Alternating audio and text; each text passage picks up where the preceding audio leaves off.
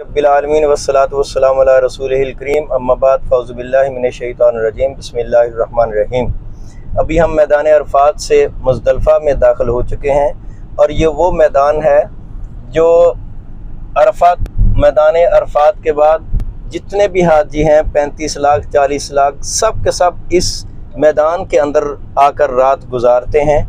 और मगरिब की अज़ान अरफात में हो जाती है, लेकिन 40 लाख हाजी में से किसी को इजाज़त नहीं कि वहाँ मगरिब की नमाज अदा करे।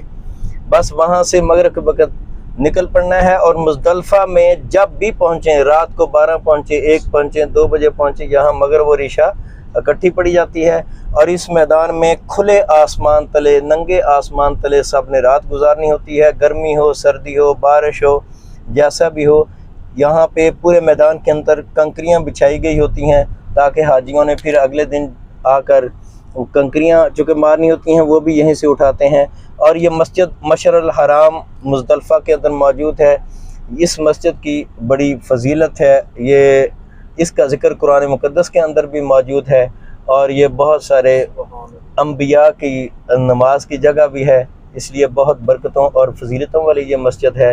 ये मुज़दलिफ़ा के अंदर है और तमाम हाजी सारी रात मुज़दलिफ़ा में इसी तरह नंगे आसमान तले गुजारते हैं।